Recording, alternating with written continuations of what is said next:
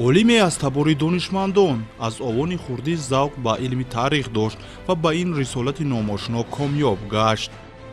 60 сол муқаддам, яъне соли 1965 яке аз фаъолои ҳамин деҳа ба шумор меравад. шахси бисёр басавод буданд. аз хурдсоли аз синфи якумимон 14 дарс мехондем.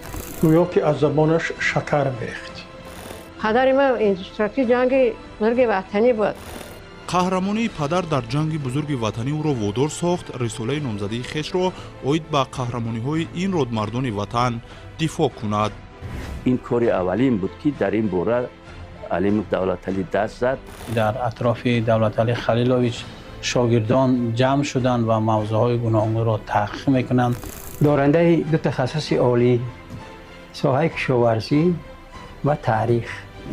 хизмат ба халқу кашфиётҳои ҷадид дар илми таърих.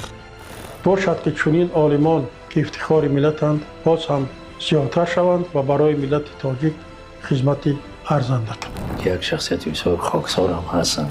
устоди ҳастанд ки дар ҷодаи илм идеали худ низ интихоб кардаем. рӯзгори пурифтихор ва ибратомӯз давлаталӣ алимов доктори илмҳои таърих профессор аз шахсиятҳои донишманд ва номовари кишвар. самио чӣ дар ҷодаи илм ва чӣ дар ҷодаи тайёр кардани шогирдҳо бениҳоят калон ҳастанд. тавонистем ки аз соли 2012 ба корҳои илмии тадқиқотӣ машғул шавем. мо аз замин то осмон аз ин шогирдҳо розием. аз заҳматҳои ин олим дар барномаи роҳи пуршарафи телевизиони хатлон рӯзҳои наздик ошно хоҳед шуд.